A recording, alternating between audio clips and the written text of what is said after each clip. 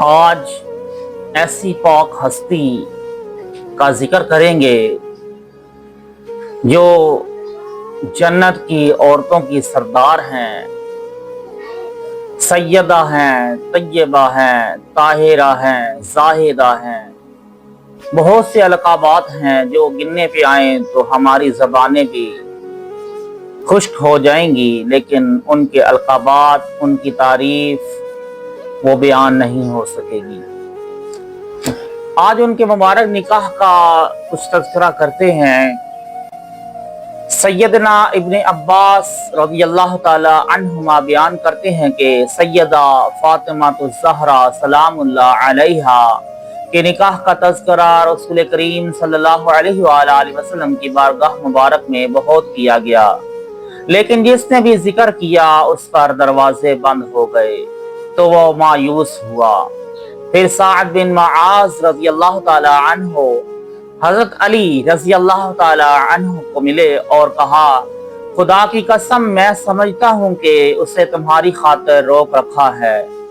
انہوں نے کہا، میں ان دو شخصوں کی طرح نہیں ہوں، میں صاحب دنیا نہیں ہوں کہ کوئی بات پوری کر سکوں، اور حضور نبی رحمت صلی اللہ علیہ وآلہ وسلم جانتے ہیں کہ میرے پاس کوئی سونا چاندی نہیں ہے، اور نہ ہی میں کافر ہوں کہ اس نکاح کے ذریعے میرے دل کو نرم کیا جائے۔ یہ مبالغتاً کہا، میں پہلا مسلمان ہوں۔ اس پر حضرت سعد نے کہا، میں یقین کرتا ہوں کہ تم اس میں کامیاب ہوگے، مجھے بڑی امید ہے۔ فرمایا، میں جا کر کیا کہوں؟ انہوں نے کہا، آپ جا کر عرض کریں، میں اللہ اور اس کے رسول کی بارگاہ میں درخواست نکاح لایا ہوں۔ اس پر حضور نبی رحمت صلی اللہ علیہ وآلہ وسلم نے آہستگی سے فرمایا، مرحبا۔ پھر آپ حضرت سعد رضی اللہ تعالی عنہ کی طرف لوٹے اور بتایا، انہوں نے مجھے آہستگی سے مرحبا فرمایا ہے۔ انہوں نے کہا، حضور صلی اللہ علیہ وآلہ وسلم نے تمہارا نکاح کر دیا ہے۔ اس ذات کی قسم، ان کے ہاں نہ جھوٹ ہے اور نہ وعدہ خلافی ہے۔ تم انہیں پانے کا عزم کر لو اور کل پھر ان کی بارگاہ میں حاضری دو۔ پس حضرت علی رضی اللہ تعالی عنہ نے دوسرے روز آ کر عرض کی، یا رسول اللہ صلی اللہ علیہ وآلہ وسلم کب؟ فرمایا، انشاءاللہ آج شب۔ پھر آپ نے 3 مرتبہ دعا فرمائی اور پھر فرمایا، میں نے اپنی بیٹی کا نکاح اپنے چچا زاد کے ساتھ کر دیا، اور میں پسند کرتا ہوں کہ نکاح کے وقت میری امت کے لیے طعام کا بندوبست ہو، لہٰذا تم 1 بکری اور 4 مد تقریباً 5 کلوگرام آٹا لو اور ایک بڑے برتن پر مہاجرین و انصار کو جمع کرو۔ جب تیار ہو جاؤ تو مجھے اطلاع کرو۔ پس انہوں نے ایسا کیا۔ پھر پیالہ کو لا کر حضور نبی رحمت صلی اللہ علیہ وآلہ وسلم کے سامنے رکھ دیا۔ حضور صلی اللہ علیہ وآلہ وسلم نے اس پیالہ کے درمیان میں کچھ عمل کیا اور فرمایا، ٹولی ٹولی کر کے لوگوں کو بلاؤ۔ پس وہ آنا شروع ہو گئے۔ جب ایک ٹولی فارغ ہوتی تو دوسری آ جاتی، حتیٰ کہ سب فارغ ہو گئے تو حضور نبی رحمت صلی اللہ علیہ وآلہ وسلم نے بچے ہوئے کھانے کی طرف توجہ فرمائی اور اس پر ستکار کر علی کے سامنے رکھا اور دعا فرمائی۔ پھر فرمایا، اس کو اپنی ماں امہات المؤمنین کے پاس لے جاؤ اور انہیں عرض کرو کہ کھاؤ اور کھلاؤ۔ پھر حضور نبی رحمت صلی اللہ علیہ وآلہ وسلم اٹھے اور ازواج مطہرات کے ہاں تشریف لے گئے اور فرمایا، میں نے اپنی بیٹی کا نکاح اپنے چچا زاد کے ساتھ کر دیا ہے، اور تم جانتی ہو کہ اس فاطمہ کے میرے نزدیک کیا منزلت ہے، میں اسے علی کی طرف بھیجنے والا ہوں، پس تم اس کا خیال کرو۔ تو وہ سب اٹھیں اور اپنی خوشبو سے انہیں خوشبو لگائی، اپنے لباس سے انہیں ملبوس کیا اور اپنے زیورات سے انہیں مزین کیا۔ پھر حضور نبی رحمت صلی اللہ علیہ وآلہ وسلم اندر تشریف لے گئے تو امہات المؤمنین آپ کو دیکھ کر باہر چلی گئی اور حضرت اسماء بنت عمیس باقی رہ گئیں۔ حضور نبی رحمت صلی اللہ علیہ وآلہ وسلم نے فرمایا، تم ٹھہرو، تم کون ہو؟ انہوں نے عرض کیا، میں وہ ہوں جو آپ کی بیٹی کی نگہداشت کرے گی، کیونکہ بچیوں کے لیے شب زفاف میں کسی خاتون کا قریب ہونا ضروری ہوتا ہے۔ تاکہ اس کو کوئی ضرورت پیش آئے یا کوئی معاملہ ہو تو وہ اسے پورا کرے۔ فرمایا ہم دعا کرتے ہیں کہ اللہ تعالیٰ تمہارے آگے پیچھے اور دائیں بائیں شیطان مردود سے حفاظت فرمائے۔ پھر آپ حضرت فاطمہ کو لے کر باہر آئیں۔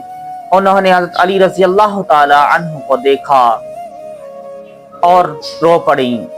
حضور صلی اللہ علیہ وآلہ وسلم نے محسوس فرمایا شاید یہ اس لیے رو رہی ہیں کہ علی کے پاس کوئی مال نہیں، تو فرمایا بیٹا کیوں روتی ہو؟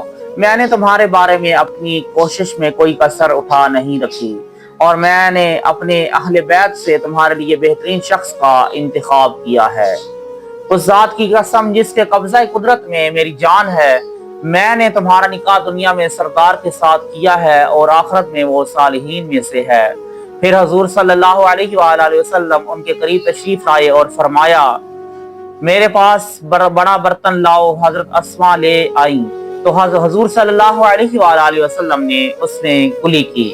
پھر حضرت سیدہ فاطمہ کو بلایا اور ایک چلو پانی لے کر ان کے سر اور سامنے چھڑکا، پھر انہیں اپنے ساتھ چمٹا کر کہا اے اللہ یہ مجھ سے ہے اور میں اس سے ہوں۔